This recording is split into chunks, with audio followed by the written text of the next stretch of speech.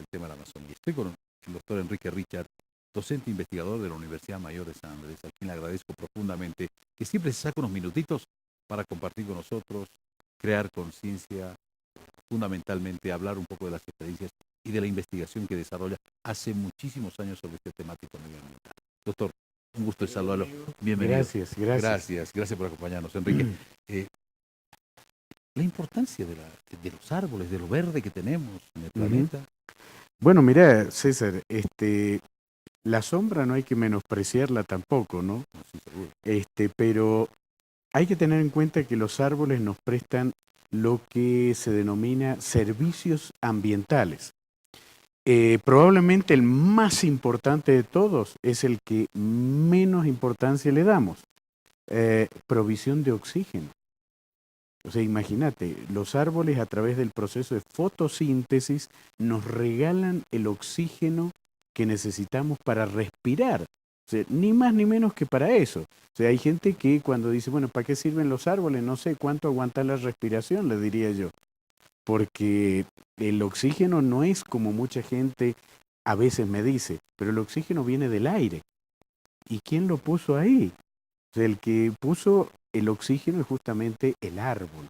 Y para que vos te des una idea, César, cada ser humano en promedio necesita entre 22 y 25 árboles para seguir respirando. O sea que no se trata aquí de que destruyamos los árboles y no me interesa, porque bueno, si porque no nos tenemos interesa, muchos árboles. claro, porque tenemos muchos árboles, pero si no te interesa, tenés que empezar a pensar cómo vas a hacer para respirar. Ese es el principal servicio ambiental, pero después no nos olvidemos del agua, ¿no? El agua, la Amazonía, ese tema que tocaste tú, la Amazonía, te lo voy a dar en una cifra promedio, 20.000 millones de toneladas de agua al día es lo que produce la Amazonía. 20.000 millones de toneladas de agua al día. Correcto. O sea, son los famosos ríos verticales que le llaman de evaporación que forma las nubes que van a terminar dando las lluvias de prácticamente toda Latinoamérica. Es decir, la Amazonía produce las lluvias de Latinoamérica hasta la Patagonia. Así te digo, ¿no? O sea, es una máquina de producir agua y bombea incluso el aire húmedo del océano Atlántico hacia la Amazonía, porque los mismos ríos, estos ríos que le llaman verticales, producidos por la evaporación, producen un vacío en la medida que suben y succionan el aire húmedo del océano Atlántico. Entonces también se comporta como una bomba de succión de aire húmedo, la Amazonía. Entonces es algo bastante complejo. Y ahora hablando esto de la siembra de lluvias, por ejemplo, para que la gente lo comprenda, no solo es evaporar y formar nubes, sino que la Amazonía aporta también compuestos aromáticos que actúan como núcleos de condensación naturales para que después esas nubes depositen, exactamente, se vuelvan lluvia. Entonces, tiene unos servicios ambientales muy importantes. Aquí en los Yungas, además, hay que agregarle el servicio ambiental estructural, porque imagínate una montaña, los árboles lo que hacen es sostener el cerro. Entonces, vos cortas los árboles, siembras la hoja de coca, que tiene una raíz minúscula comparada con la de un árbol, y después vienen los famosos ríos de barro, las riadas que le llaman. Exactamente, que ya se han llevado varios pueblos aquí en Bolivia y en Perú hace poco también ha pasado algo así. La gente dice, pero ¿por qué ocurre esto? Bueno, porque están cortando los árboles, que son los que sostienen el cerro. Las cuencas también, lo que hacen los árboles es evitar que el agua llegue cargada de sedimento y la colmaten. Entonces, podríamos citar infinidad de servicios ambientales, que nos olvidamos de esos servicios a la hora de talar los bosques, ¿no es cierto? Este año, a través de un decreto supremo, se ha autorizado nuevamente la tala de árboles en el oriente para la siembra de soya. Correcto. Entiendo, de acuerdo a algunos estudios de algunas instituciones especializadas, que los bolivianos necesitamos un 20, máximo un 30% de lo que se siembra en soya. Es así. Y ese Tal es vez menos. Tal vez menos, tal vez menos. Pero bueno, digamos un 80% de esa soya que prácticamente está ahí. ¿Dónde va? Va a otros países, Ujú. a otros mercados. Es un negocio, un buen negocio. Y se autoriza una vez más que se depreden más árboles para este tema del sembradío de alimentos. Pero me imagino que tendría que haber, perdón Enrique, Sí, sí. me imagino que tendría que haber también otro decreto complementario que obligue nuevamente a plantar árboles. Ujú. Porque si bien deforestamos cierta cantidad, extensas cantidades de tierra en el oriente para sembrar alimentos, entre comillas, Ujú. ¿y qué hacemos con los árboles que hemos perdido? Si todo lo que tú nos acabas de mencionar es importante, o sea, nos brindan oxígeno a través de la fotosíntesis, crean el agua de las lluvias, Ujú. pero vamos a ir quitando los árboles, sostienen a los cerros, pero vamos a seguir quitando los árboles. O sea, Mira, aquí se complica un poco la temática. Por un lado, tenemos que reforestar no recupera el bosque. La reforestación normalmente se hace con árboles de crecimiento rápido que no cumplen la misma función que el bosque, sobre todo con la parte de retención de agua de lluvia. imagínate eso más. O sea, no estás volviendo otra vez a lo mismo. Eso por un lado. Por otro lado, no te olvides que antes de que saliera este decreto, Bolivia ya estaba en el ranking latinoamericano en 7º lugar en la pérdida de bosques por deforestación. Es decir, un lugar nada, nada agradable, ¿no es cierto? Correcto.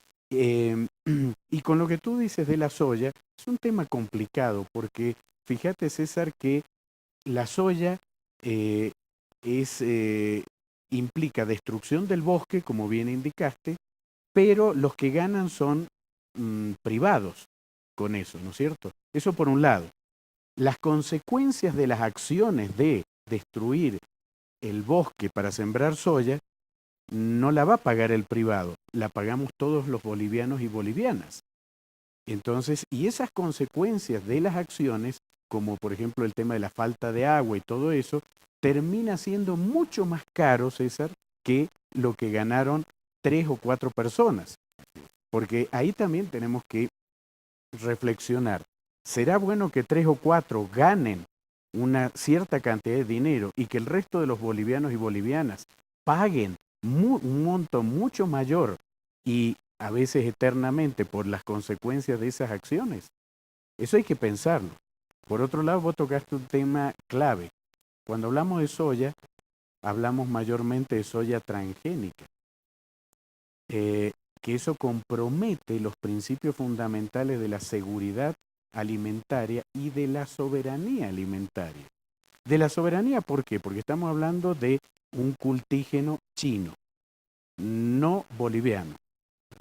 Y lo que estamos haciendo es deforestar lo nuestro, que tiene un valor muy superior a la soya, por un cultígeno que no es nuestro. Es decir, perdemos la soberanía de los recursos naturales propios en favor de un cultígeno chino. Pero no termina ahí. ¿Por qué no termina ahí? Porque la soya transgénica va asociada a un compuesto biocida que es el glifosato. Para que la gente lo entienda, ¿para qué se usa el glifosato? La soya es transgénica porque tiene 2 genes de más. Uno es el RR. El RR es la abreviatura de Roundup Ready, que es la marca comercial de Monsanto para el glifosato. Correcto. Pero el glifosato, para que la gente lo entienda, es una manera de tener un monocultivo, entre comillas, sano. ¿Eso qué implica? Que no crezca alrededor de la soya ninguna maleza. Entonces se rocía con el glifosato porque el glifosato mata todas las plantas alrededor de la soya y toda la biodiversidad del suelo. A la soya no la mata porque tiene ese gen que evita, pero es un biocida letal que afecta a todas las formas de vida, incluso al ser humano. Claro, el negocio no se pierde, pero destruyes, el negocio no se pierde, pero destruyes esa tierra que ya no va a servir para sembrar. Correcto, en 10, 15 años más vamos a tener áreas desérticas, que a estos terratenientes, la mayoría extranjeros, no les interesa mucho. Claro. ¿Por qué? Porque ni siquiera, César, compran la tierra que cultivan. Correcto. La alquilan. ¿Y por qué la alquilan? Porque ellos saben que después va a quedar inservible. O sea, desde todo punto de vista uno pensaría, pero no conviene alquilar, conviene comprar. No, si yo sé que eso se va a fregar, claro, no me conviene. Pero además, las políticas que se están implementando desde el Estado, creo que tendrían que ser revisadas. Correcto. Fundamentalmente, porque no le estamos haciendo, es decir, le estamos haciendo un flaco favor. ¿A quiénes? A nosotros mismos. Porque vamos a tener, si bien tenemos extensas cantidades de tierra que se necesitan para producir alimentos, porque ese es el argumento, ¿no es verdad?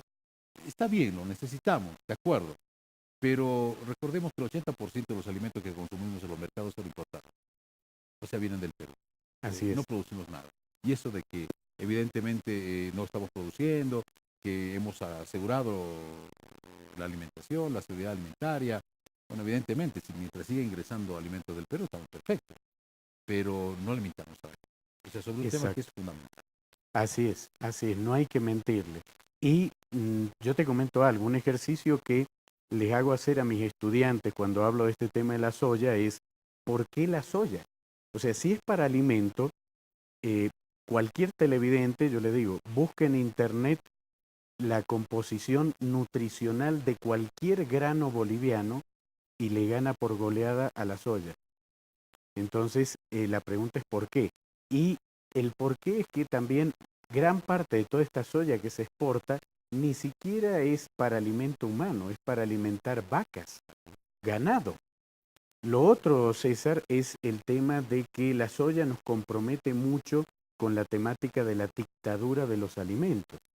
Porque el otro gen que tiene la soya es el gen T, que es la abreviatura de Terminator. ¿Por qué Terminator? Porque el grano de soya que vos cultivas no puedes utilizarlo para volver a sembrar. O sea, la semilla muere y no la puedes volver a sembrar. Entonces eso crea una dependencia económica con la empresa que te provee la semilla. Senaquina. Así es. Negocio redondo. Negocio redondo. Entonces, ahí es donde perdemos también soberanía por esta dependencia que ha sido muy criticada. Y el día de mañana, ya por ejemplo, hace unos años atrás, habían 5 empresas que eran las dueñas de todo el alimento en el planeta Tierra. Ahora son 4, porque Bayer compró a Monsanto. Entonces, se van asociando y como les digo yo a todas las personas que conozco, hagan la prueba, intenten no comprar algo que sea de Monsanto o ahora de Bayer. Casi todas las empresas tienen subsidiarias y tienen otras marcas que, bueno, lo que compramos en el supermercado, si vos rastreas esas marcas, todas terminan en Monsanto, por ejemplo, o la gran mayoría. Ahí está la dictadura de alimentos. Y mucha gente no lo entiende eso, pero el día de mañana, César, el problema va a ser que estas empresas son las que te van a dictar qué política de Estado tenés que tener. Y si vos decís que no, bueno, no comes. Vamos a tener que bombardear la tierra para que también nos den alimentos, como si tiene que bombardear las nubes. A ver, ¿cómo es eso del bombardeo de nubes, Enrique? Y la gente dice, el presidente dice, no hemos bombardeado las nubes para que haya lluvia.